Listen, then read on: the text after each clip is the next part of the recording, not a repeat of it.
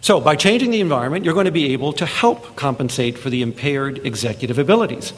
Now, the ADHD view of ADHD, the attention view, does not tell you what to do. Not one whit does it guide me. If you tell me somebody is inattentive, I don't know what to do for them. What, more coffee, as I said?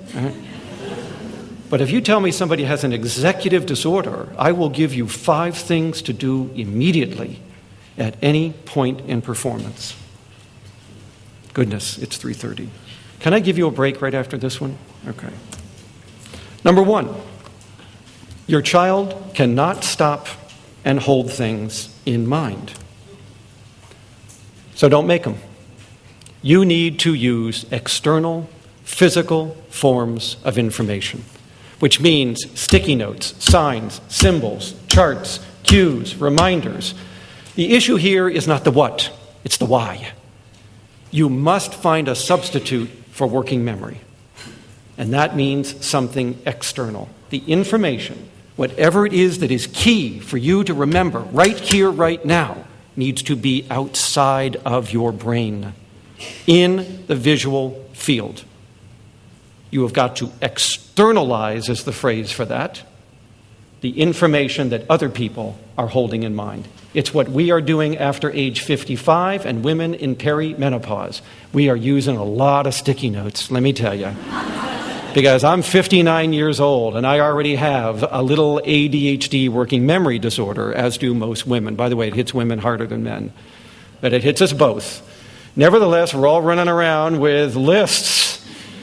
What was I doing? My wife even has a digital memory recorder in her car so that when she's out and she has to remember something, she dictates it in there so she can listen back and remember what the heck she was supposed to buy at the shopping center. You see what we're all doing? Making up for a working memory deficit. You need to do the same thing with ADHD. If you're an adult with ADHD, you should not be going anywhere without a paper journal in your pocket with a pen. Because anything you agree to do or anything others ask you to do is to be immediately written in that journal. And that journal is welded to your body. That is your working memory.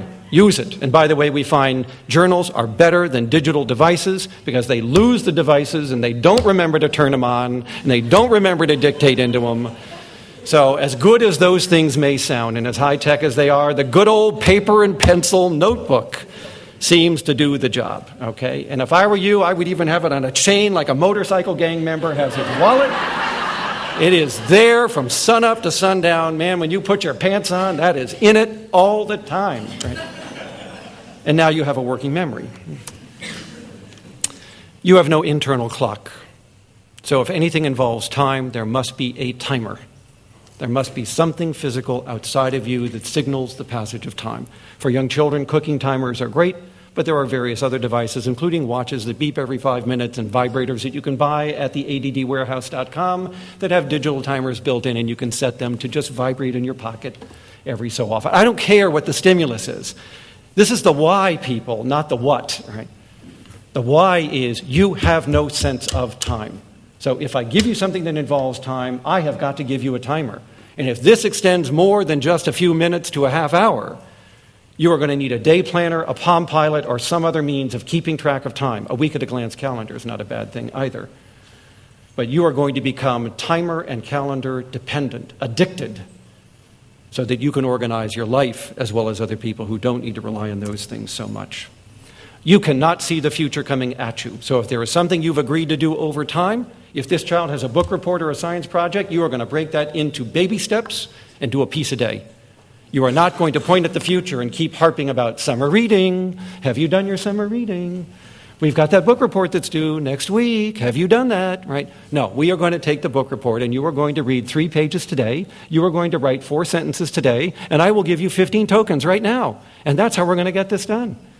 We are going to break the future into pieces and do a piece a day. And stop pointing at the future because you can't organize to the future. That is your disability. That's like going onto an inpatient unit at the psychiatric hospital and saying, God, these people hallucinate around here.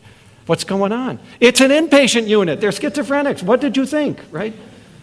You should not be shocked that you have to break things down for people who have a time management disorder.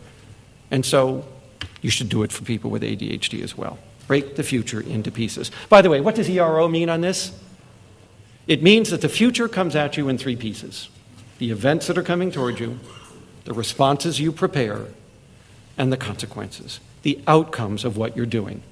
ERO. So here's the lesson I would want this family to understand. If those E's and R's and O's are kept close together, you don't need a frontal lobe.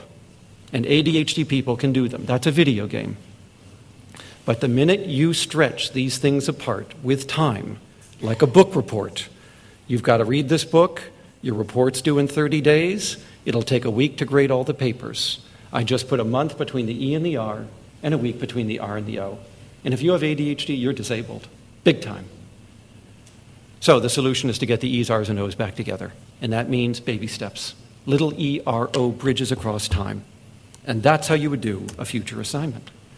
Now, how are we going to deal with the fourth executive function deficit, the emotional, motivational one? It means all motivation is external. We already talked about this, which means I am going to have something in it for you if you are going to persist. So stop whining, stop complaining why you have to offer something for this child to work.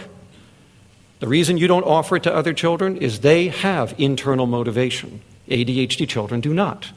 So don't worry that by paying them tokens for doing their reading or their assignments, you're somehow going to pervert a sense of doing things for their own reward or value. Being a good citizen for the sake of being a good citizen. That is not going to work for ADHD. The ADHD child is Donald Trump incarnate, and there better be a deal. And if there is no deal, it ain't getting done. So to borrow a phrase from Stephen Covey, please think win-win. A win for them, not just a win for you. And that means you are going to have to drop in the points, the tokens, the privileges, the sex, the drugs, the money, and the car. My medication's wearing off, I think you can see. The last executive function, which is mental play, it's the ability to manipulate the contents of your mind in creative ways, to invent multiple possibilities. Very hard for these people. This is why they can't do mental arithmetic as well as others. It's why they can't do digit span backward as well as others. It's why they have trouble playing the little musical game Simon. Working memory. But if you can't hold things in working memory, then you can't manipulate your working memory. And that's where the source of planning and problem solving are coming from. So what do? Well, we're going to take the same word we did before. Externalize. We're going to make problem solving manual, physical. You get to do it with your hands. So let's take math problems. I'm going to give you a bunch of marbles, a number line, and a abacus or a calculator. But the first three would suffice, right? You're going to do math with your hands, the way it originally was done. I'm not going to ask you to do arithmetic in your head. You're going to find that to be difficult. You need a crutch. You need an external prosthesis to help you with your math.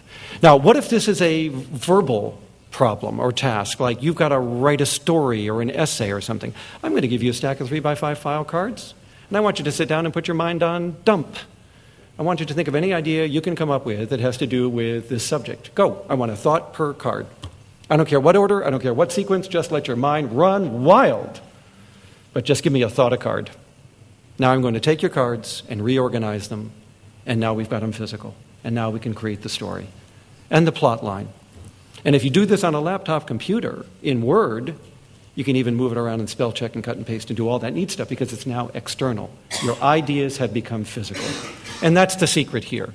Make the mental information physical in some way. And then they might be able to do it. This may explain why more people with ADHD wind up in the trades than in any other professions. I used to think it was because the trades don't require as much advanced education. I now think it's probably also the fact that it's manual. Whether you're a carpenter, a plumber, a landscaper, a bricklayer, a tuner, electrician, a tuner of pianos, I meant to say, or others, you are doing something manual. And that may matter. We'll see. Lastly, ADHD rarely occurs alone. ADHD children are at risk for all of these other disorders. In fact, 80% of ADHD children and adults will have one of these other disorders, and 50% will have at least two of these other disorders. So seeing ADHD by itself is very rare. Seeing ADHD link up with a few other disorders is not rare. It's very common. And so I would want families to understand that we may have to treat other disorders, not just the ADHD. The ADHD may be one problem, and it may be the biggest, most impairing problem, but it's not the only problem that we may have to deal with.